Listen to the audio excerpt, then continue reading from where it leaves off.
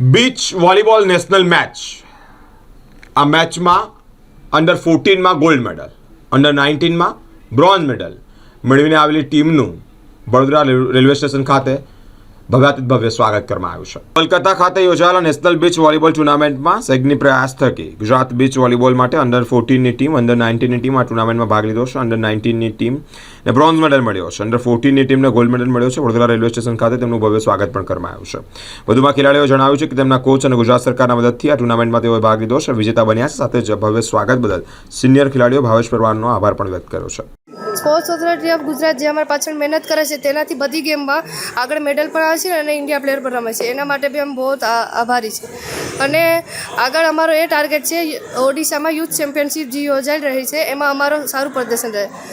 અને અમારા વડોદરા રેલવે પ્રતિનિધિ છે આ નિવેદન છે કે આગળ અમારી વોલીબોલ છોકરીઓને આ જોબ આપે તો અમે ગુજરાતનું નામ બહુ આગળ વધારે બહુ મહેનત કરીએ. અમારો પહેલો મેચ આંધ્રપ્રદેશ સામે હતો. એમાં અમે 2-0માં બધી મેચ અમારી સામે હતી જેટલી મેચ એમાં બધી મેચમાં અમે 2-0માં હરાવ્યા. અને અમારી સેમિફાઇનલ તમિલનાડુ સામે હતી એમાં પણ અમે 2-0, અમારી ફાઇનલ મેચ પંજાબ સામે હતી એમાં પણ અમે 2-0માં હરાવ્યા. અમારા કોચ 14ના કોચ લતાબેન ઝાલા અને મયુરભાઈ વેગડ એને અમારી પાછળ એને બહુ મહેનત કરી અને સારું પ્રદર્શન પ્રાપ્ત કર્યું. આજે રેલવે સ્ટેશન પર તમારું સ્વાગત થયું છે, શું કહેશો? હા, બહુ જ સારું.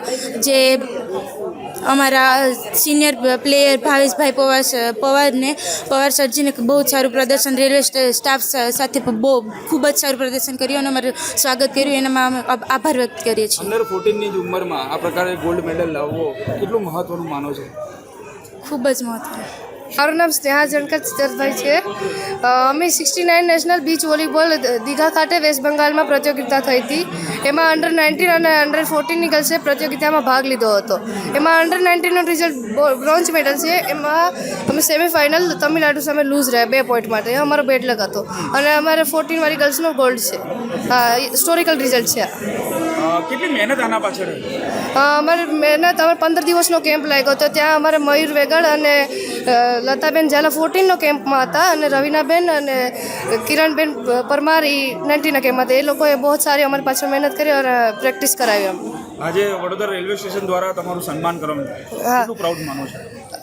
બહુ સારું સન્માન કર્યું અમારું. સિનિયર પ્લેયર ભાવેશ પવાર સરજીએ જે અમારું આ પ્રતિયોગિતામાં બધાને સાથ લઈને અમારું સન્માન કર્યું. અમને બહુ સારું, અમને દિલથી આભારી છીએ. શું નામ આપનું? સ્નેહાબેન.